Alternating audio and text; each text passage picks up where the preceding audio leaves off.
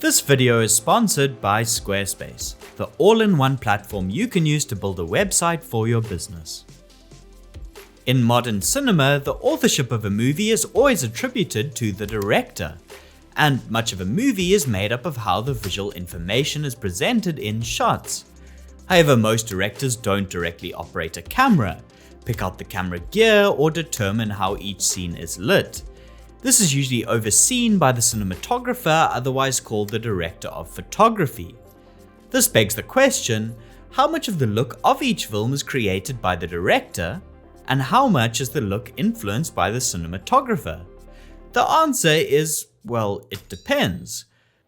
Some directors like Stanley Kubrick were famous for having a large hand in the cinematography choices, from framing and shot selection, all the way to picking out what individual lenses would be used. While other directors may be far more concerned with working on the script and the performance of the actors and leave many of the photographic choices up to the DP. Normally though, the answer is somewhere in between these two extremes. In order to determine the authorship of a film's look, it helps to define all the individual elements and creative choices which go into creating a visual language. Each frame is due to a compilation of choices. This includes what shot size is used, how the shot is angled and framed, how the actors are blocked within that frame, the arrangement of the production design and what is placed in front of the camera, the choice of medium and aspect ratio, how the camera moves, the choice of lens, how it's lit, graded, and how each shot is placed next to each other and paced through the editing. There are no doubt other creative choices that also go into creating a visual language, but these are some of the main ones to think about. Although some directors and some cinematographers may have a hand in guiding each one of those choices, many of these decisions are controlled more strongly by either the director or the DP. The decision-making process on a film set is similar in many ways to how a company operates. It's headed by the director, the CEO, who manages an overall vision and direction and has lots of small decisions to make quickly to manage the project of making a film. Below the director are other executives who also have a large impact on the film but who occupy a more specialized role. For example, the producer or CFO, who focuses more on the niche of finances, or the cinematographer, the CTO, who is responsible for overseeing how technology is used to capture the film. Then there are loads of other department heads that occupy leadership roles that are increasingly specialized, like the production manager or the focus puller. This analogy isn't perfect, but you get the idea. So let's unpack this a bit further by breaking down what a director does versus what a cinematographer does, and which visual decisions each is usually responsible for. But before we get there, I need to say thanks to Squarespace, our regular sponsor who makes it possible for me to keep making these videos. As you know by now, Squarespace is the platform that you can use to set up a great looking website all by yourself by using their easy to use templates. Having a website for your business these days, especially as a creative freelancer, goes without saying. You need a place where clients and collaborators can come to view a portfolio of your work to get a feel for what you are able to do, with a contact page so that they can reach out and employ you on the next job. You can set this up using Squarespace's galleries that allow you to showcase your videos, designs, or photographic work. To set up your website, be sure to head to squarespace.com for a free trial. And when you're ready to launch, go to squarespace.com/indepthcine to save 10% off your first purchase of a website or domain. Creating shots and shot sizes is hugely important in establishing the look. Typically, directors and cinematographers collaborate on this, but I'd say more often than not, directors have a stronger say in this, especially in the more structured world of TV commercials, where each shot is storyboarded ahead of shooting. On larger studio series or films where shooting time is quite expensive, many directors will create a storyboard in pre-production, which will be passed on to the DP when they come on board. Even on less expensive movies, directors often like to use this technique to express their vision, keep to schedule, and not overshoot a lot of coverage. For example, the Coen brothers are known for using storyboards and being quite particular about each frame which is shot. However, other directors such as Steve McQueen prefer to work in a more collaborative fashion, coming up with shots with the DP and choosing how they want to cover scenes once they are in the location with the actors.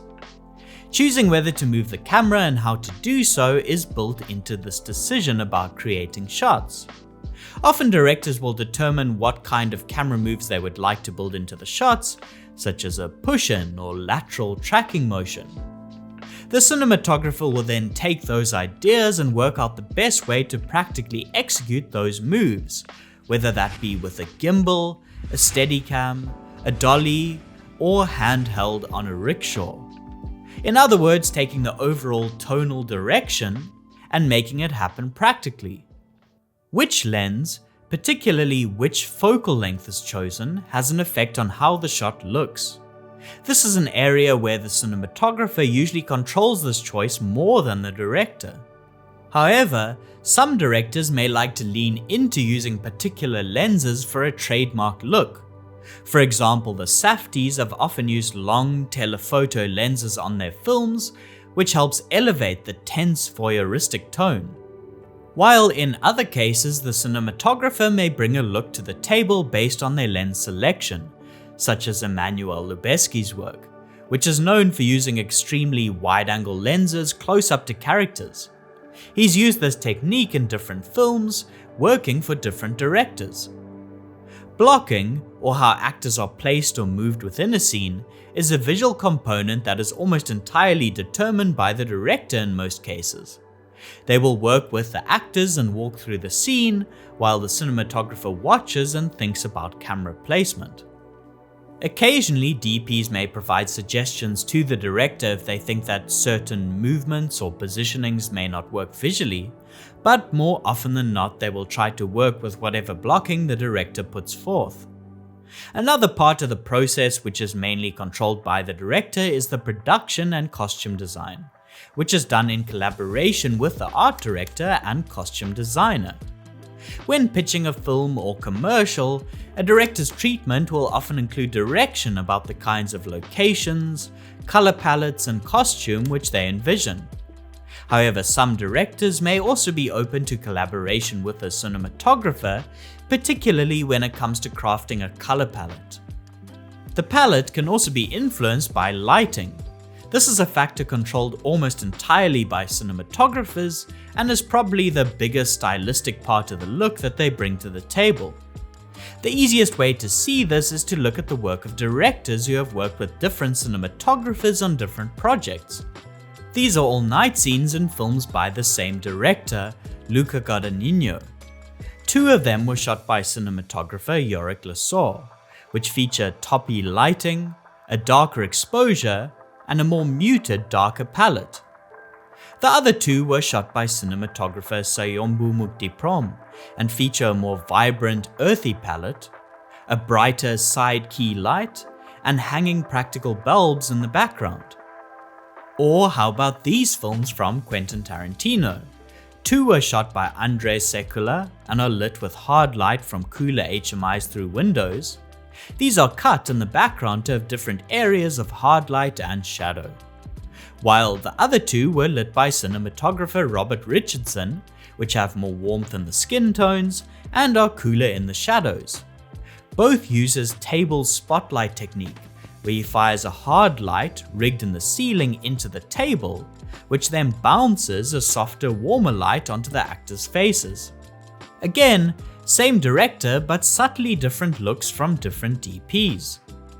However, occasionally directors will communicate a specific lighting style across multiple films to different DPs that they work with.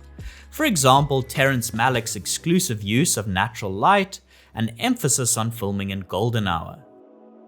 The choice of medium is one that is probably equally contributed to by directors and cinematographers. By this, I mean the choice of whether to shoot digitally or on film, in large format or Super 35, with spherical or anamorphic lenses. These overarching decisions about medium are usually made by the DP and director based on their artistic and practical merits.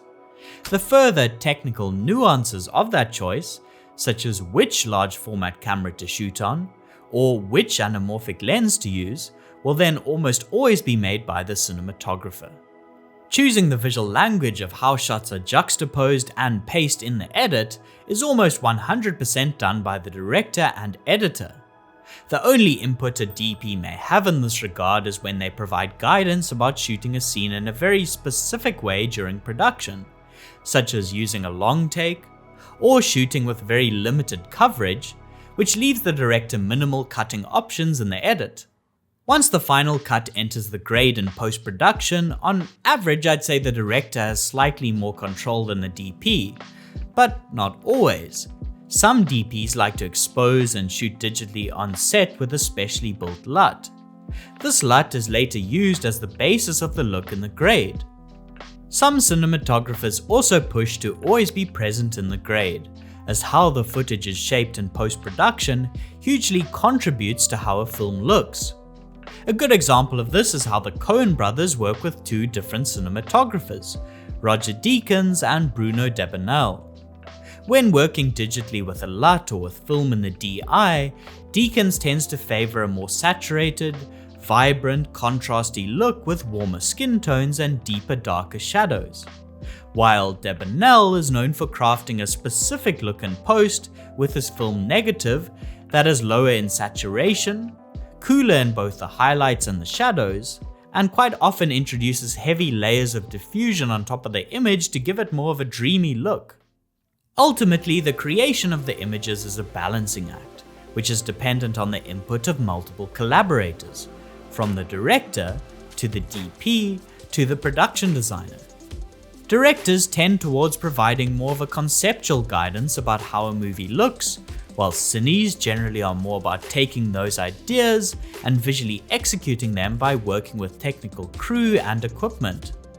A DP working for a good director, shooting a good story, will make their work look better.